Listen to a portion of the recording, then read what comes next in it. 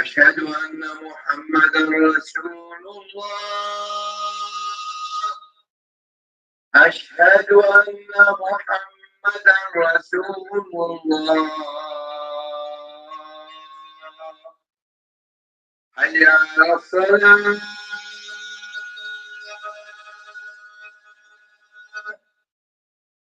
حي على الصلاة.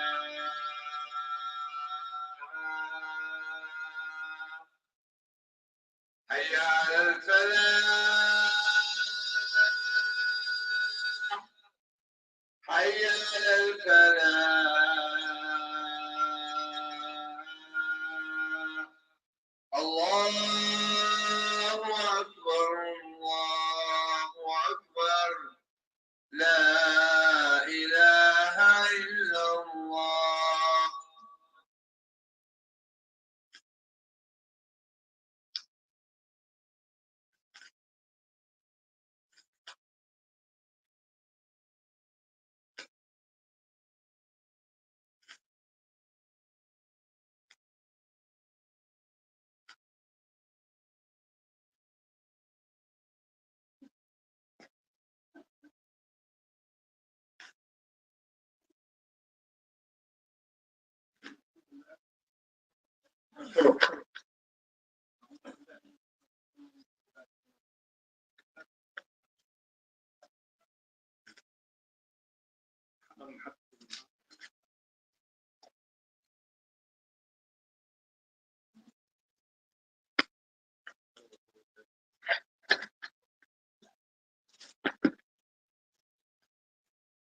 لماذا بقى نحط عطل؟ بسم الله. الحمد لله نحمده ونستعينه ونستغفره ونعوذ بالله من شرور انفسنا ومن سيئات اعمالنا. من يهده الله فلا مضل له ومن يهده فلا ضال له ومن يضلل فلا هادي له واشهد ان لا اله الا الله واشهد ان محمدا عبده ورسوله. يا ايها الذين امنوا اتقوا الله حق تقاته ولا تموتن الا وانتم مسلمون. يا ايها الناس اتقوا ربكم الذي خلقكم من نفس واحده وخلق منها زوجها وبث منهما رجالا كثيرا ونساء واتقوا الله الذي تساءلون به والارحام وما كان عليكم رقيبا.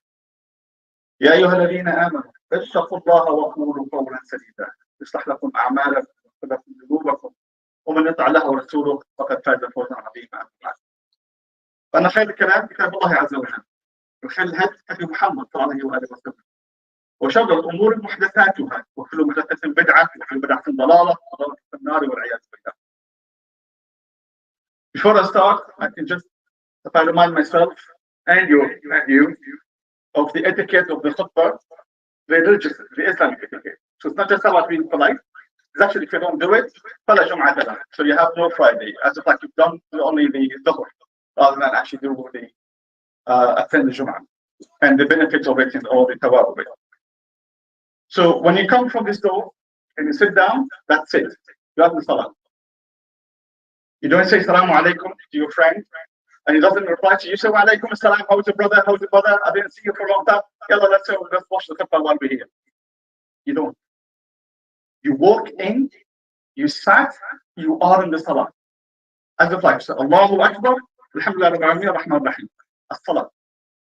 So you don't talk with others, you don't check your phone. You're just in the salah. If somebody walked in, spontaneously said Salamu Alaikum, you don't respond. Focus on the salah. Focus on the salah. You are in the salah. In this month, we have a lot of narrations that says that this is the month that Muhammad was born.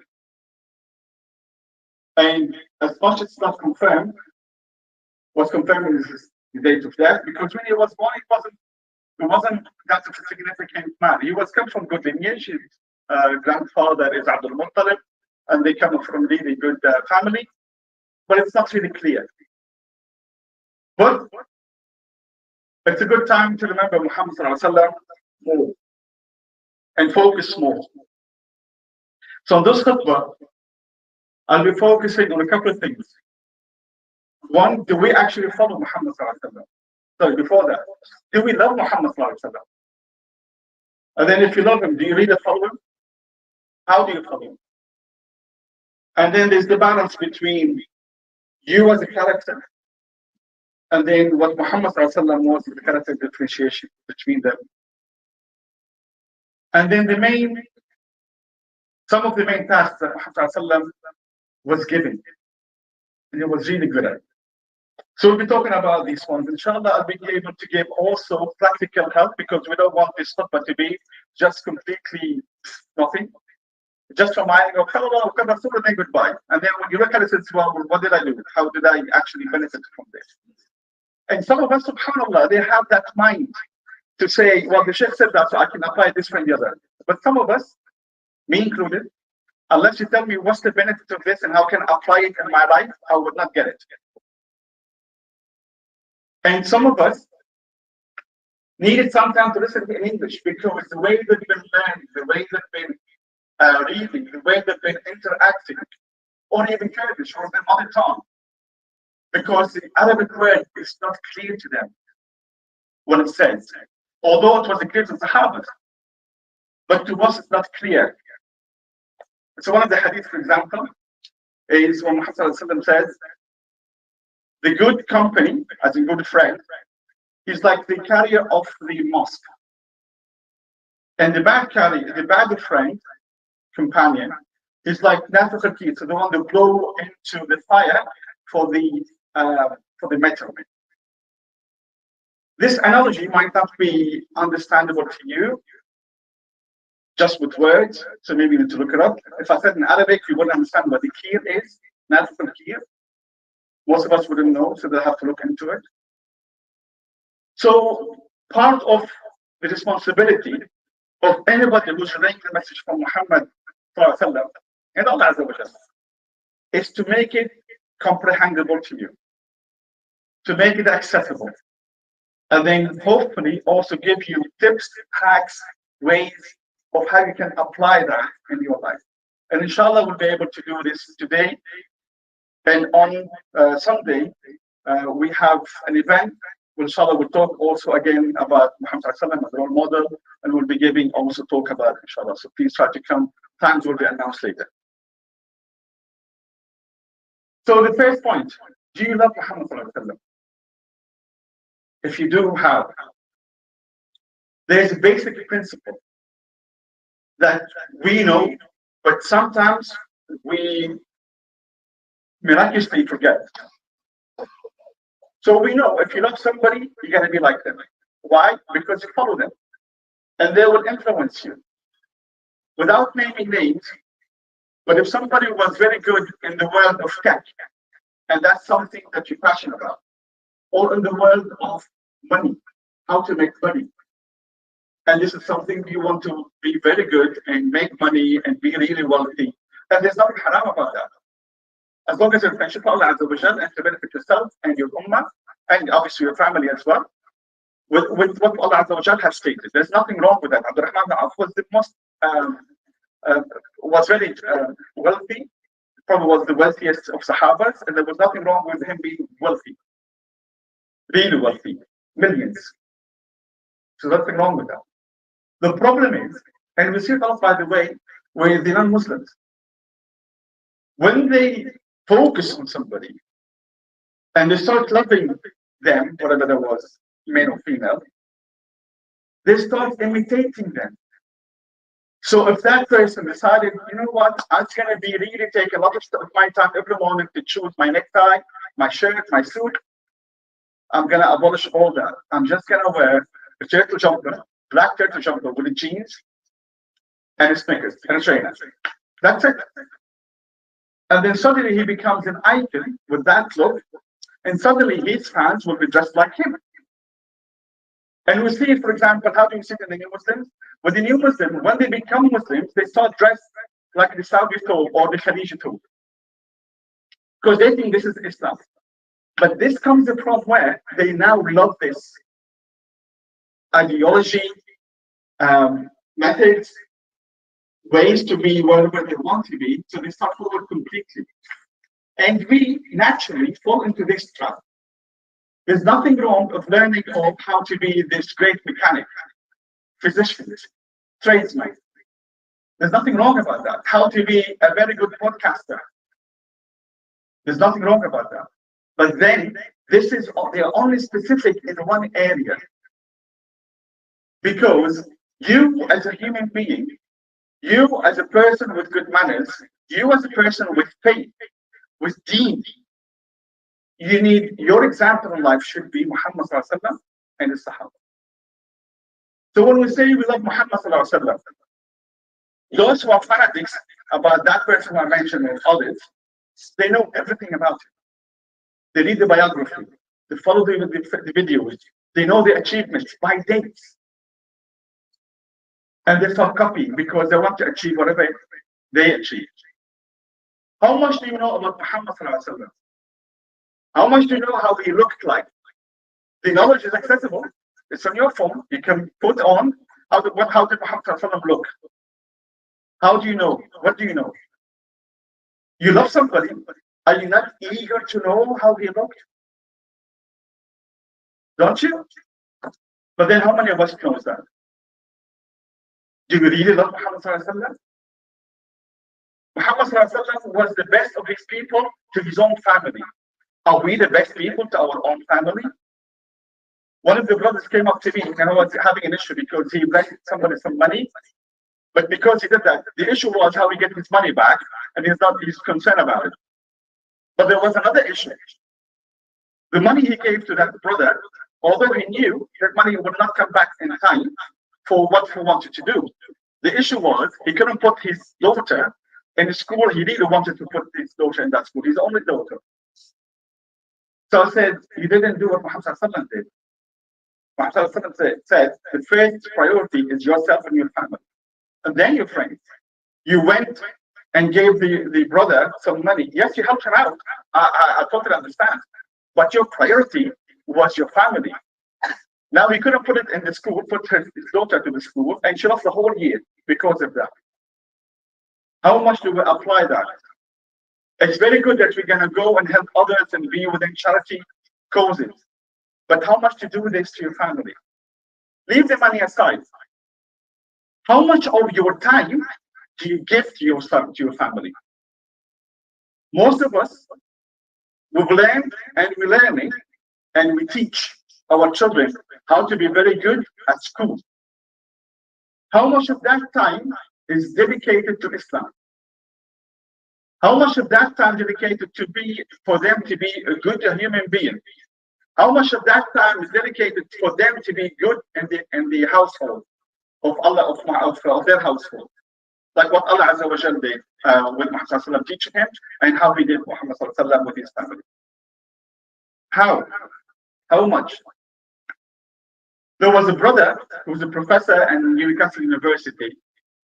He was married to Rebert, so he was from Iraq, and he came here like 20 years ago, or even more. And he came and studied and became professor at Newcastle University.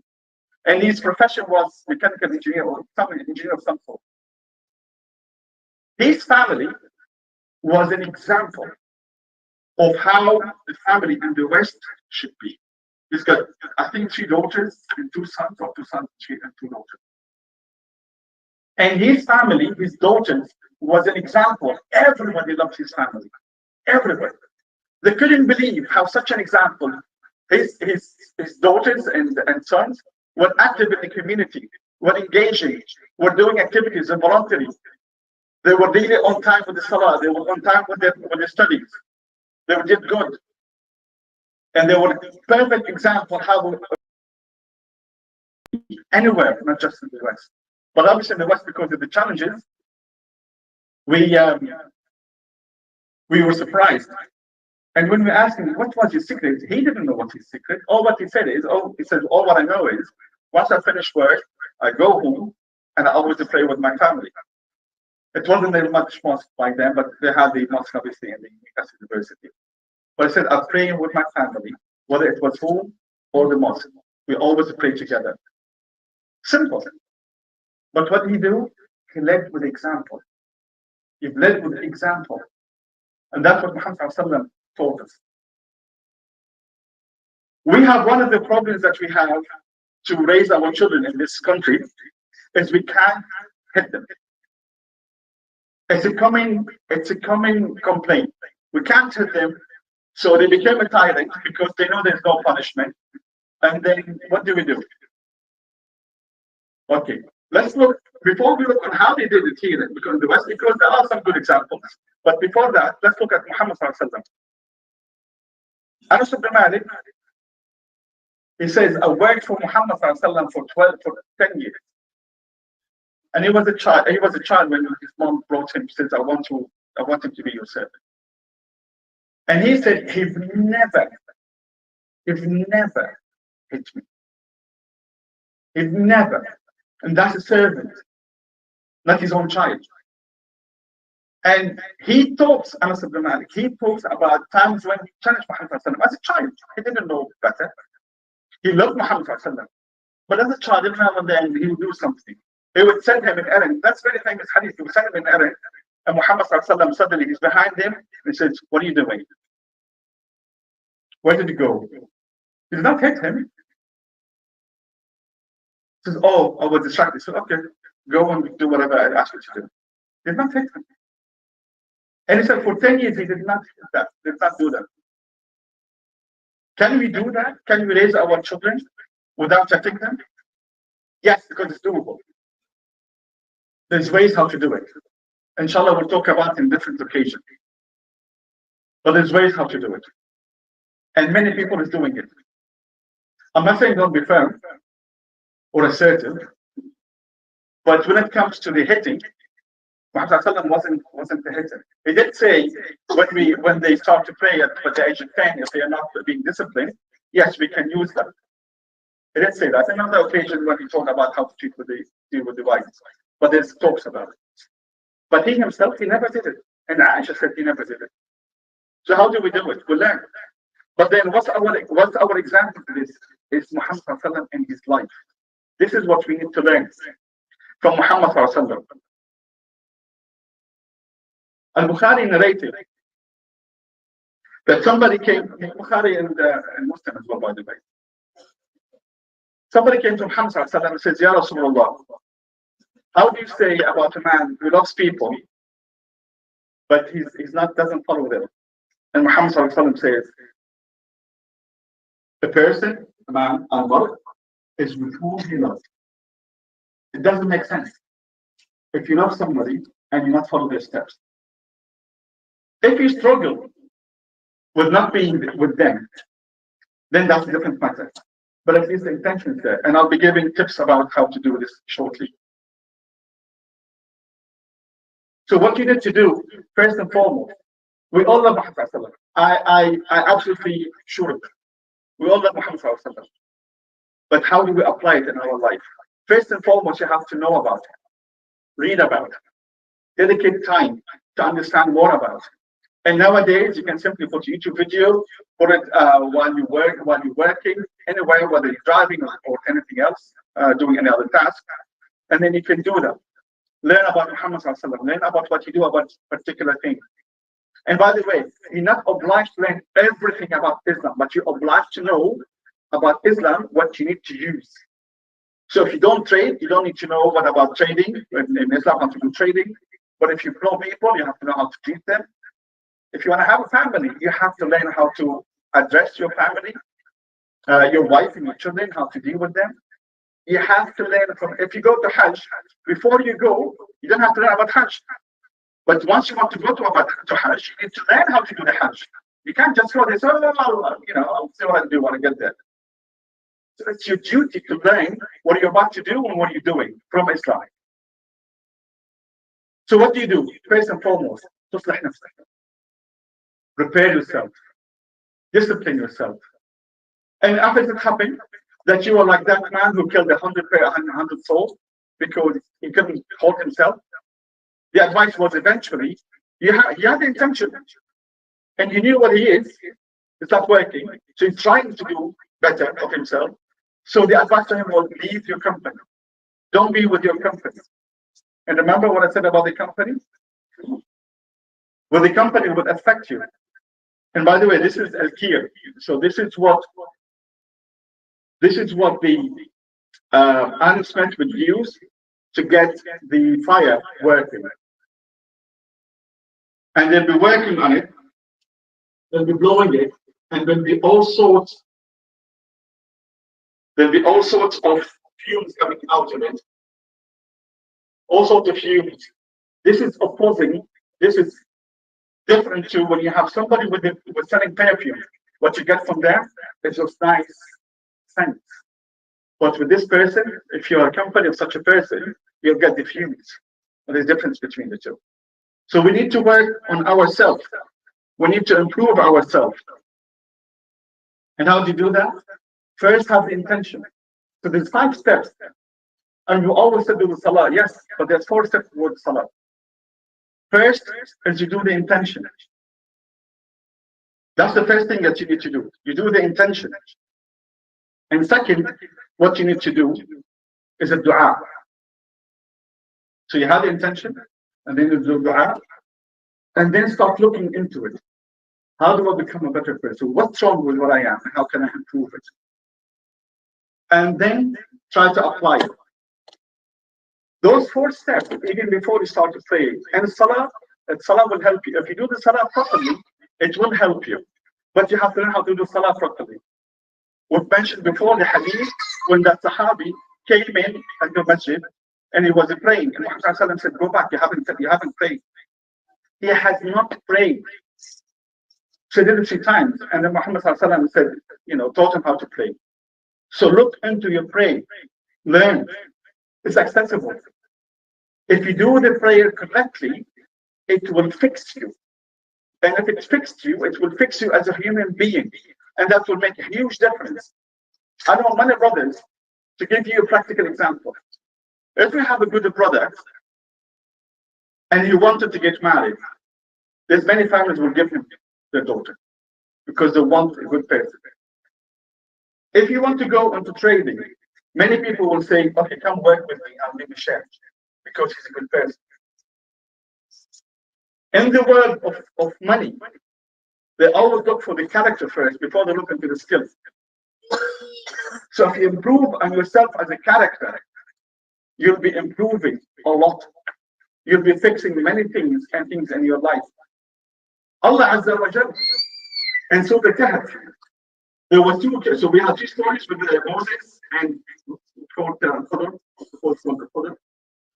The second story, when Allah Azza wa Jalla, out of the mercy, took that child because he was concerned for that family. This child is going to grow to be a tyrant. Now, the word tyrant, by the way, hasn't been used much as an adjective for many people in the Quran. So that's not an easy word.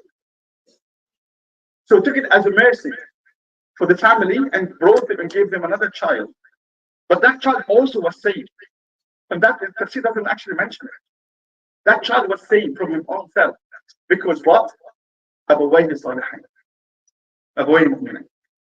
And the third story, Allah Azza wa Jalla looked after those orphans because what? أبوهما كانوا صالحا. The father was good.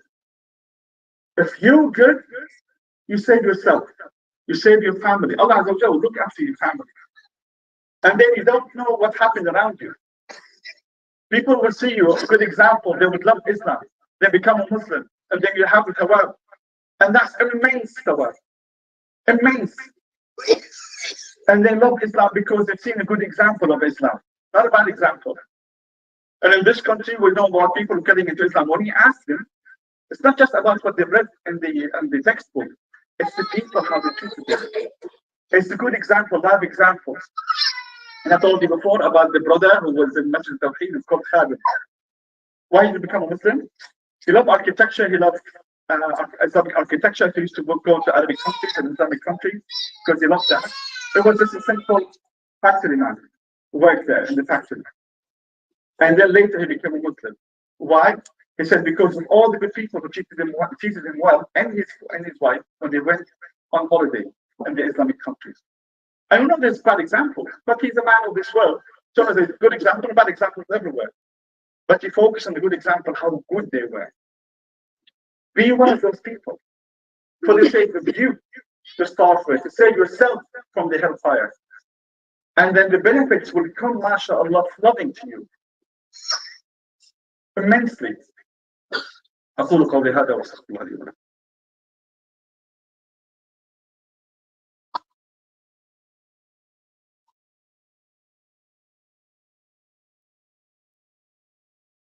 بسم الله والحمد لله والصلاة والسلام على رسول الله.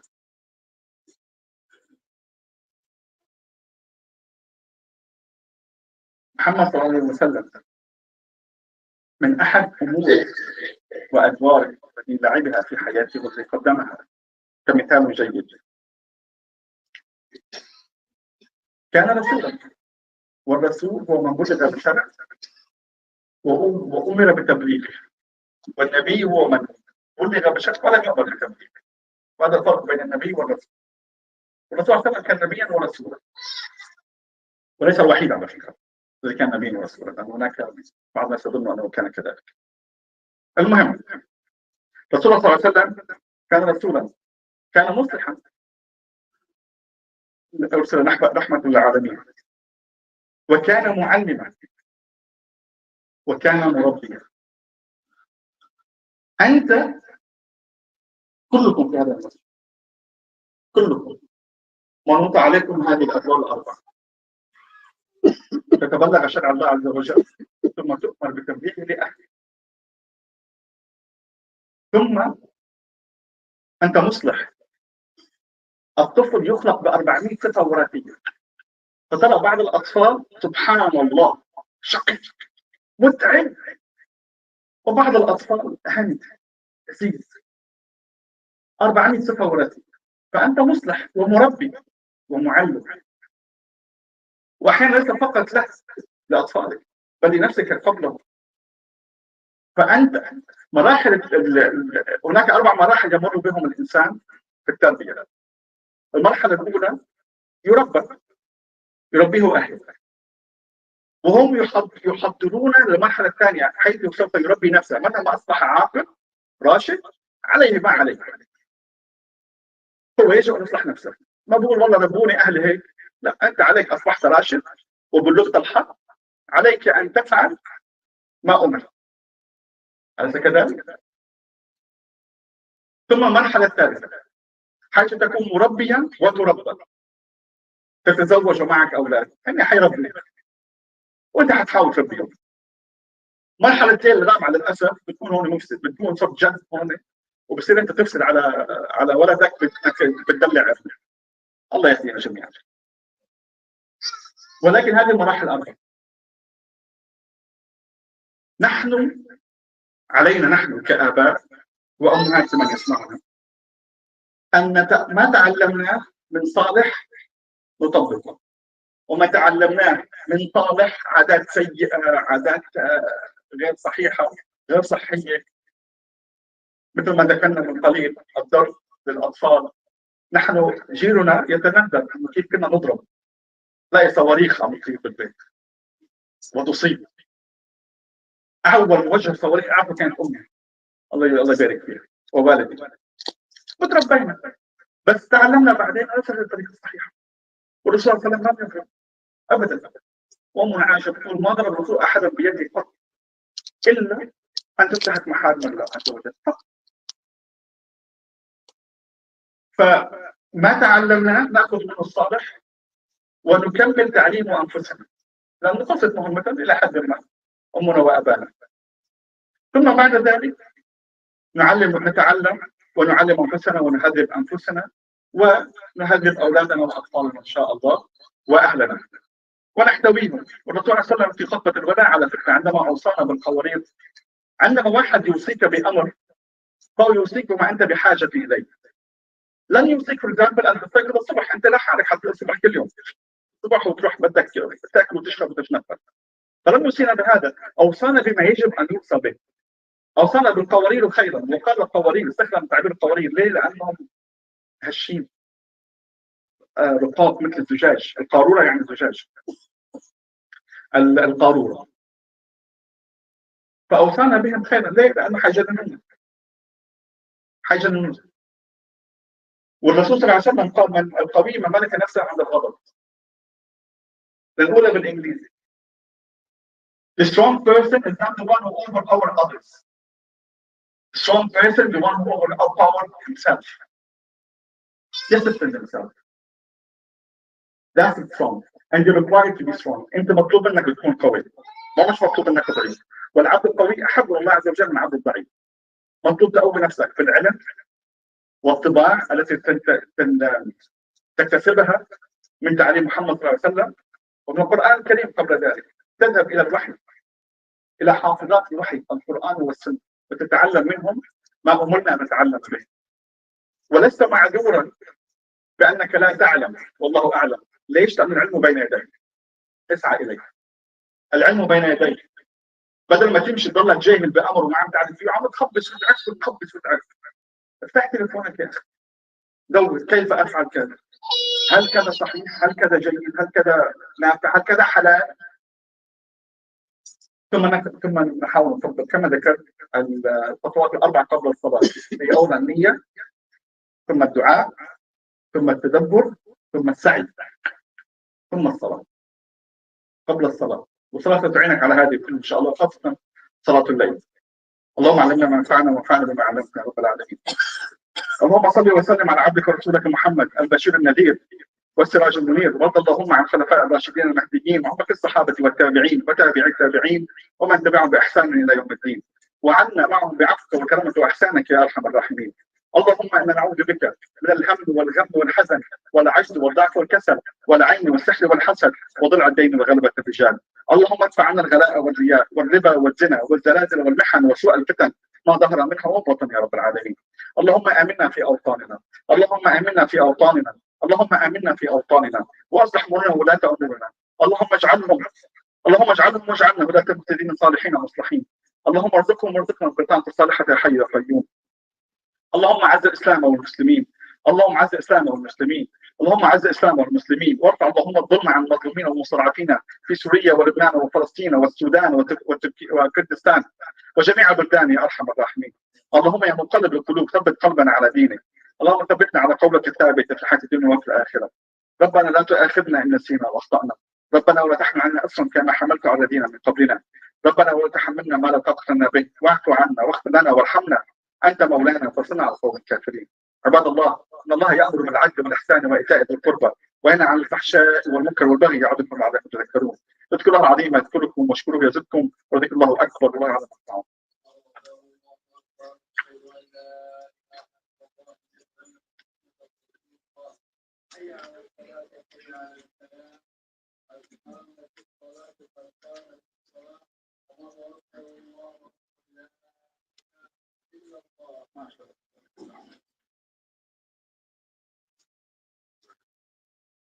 Turn the lines,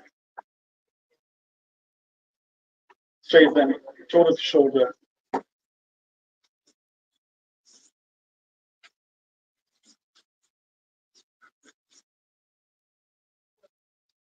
The microphone is going to be very funny because the way it's kind of just moving, so sorry for that. I have been tasked to get a new microphone, but I was unfortunately too busy, and that's not an excuse because I shouldn't be. So hopefully next time we'll have a better microphone.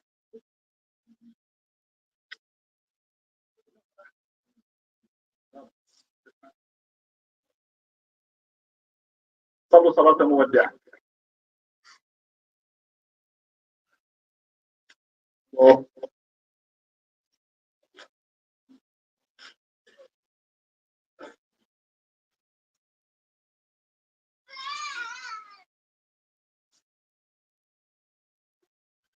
الحمد لله رب العالمين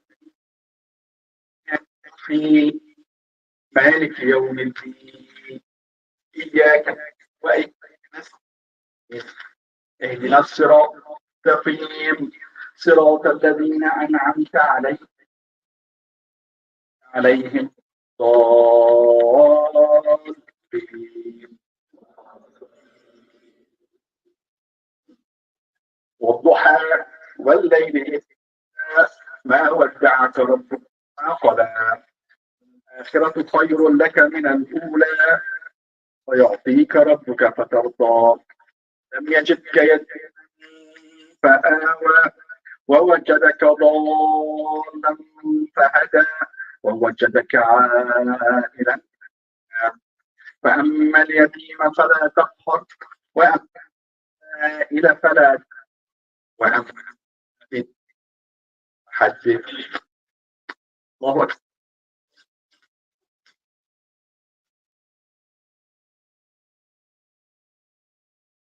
سمع الله لمن حمده.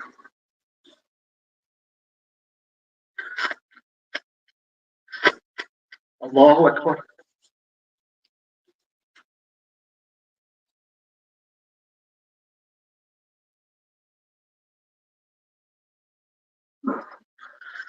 الله أكبر.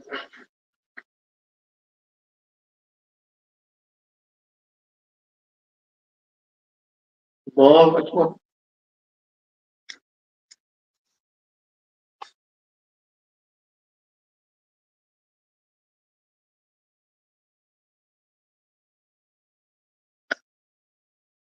الله أكبر.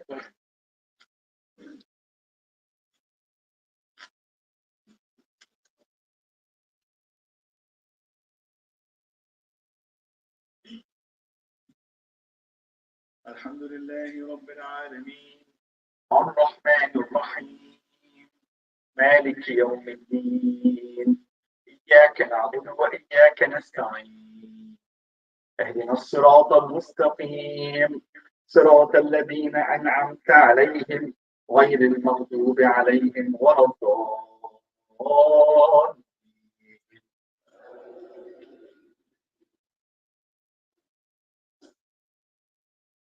قل هو الله أحد الله الصمد لم يلد ولم يولد ولم يكن له كفوا أحد.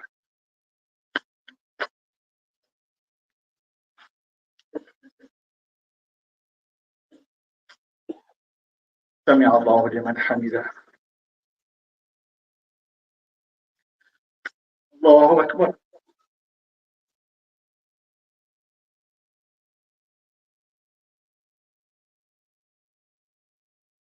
الله أكبر.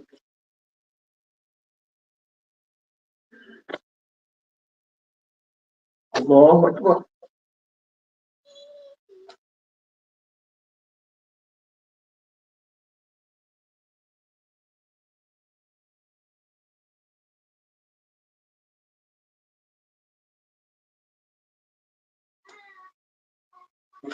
الله أكبر.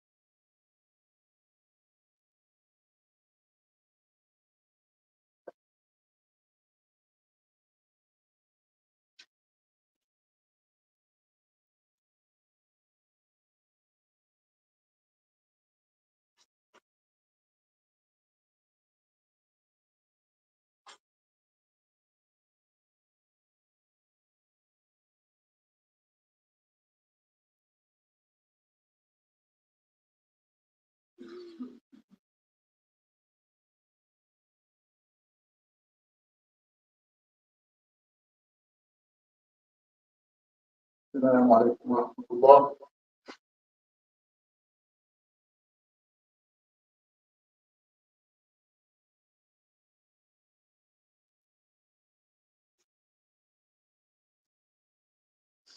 Brothers, if I can quickly remind you, please, just to support your mosque with any money you can.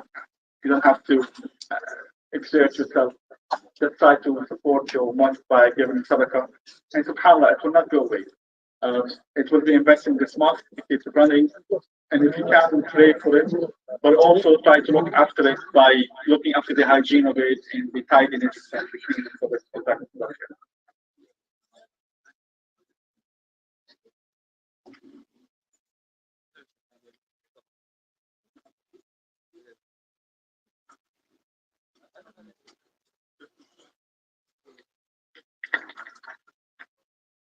So on Sunday, alhamdulillah, there's a program to contemplate and discuss and study the life of Muhammad sallallahu alaihi wasallam. There's a program, there's also iftar, inshallah, whoever is fasting.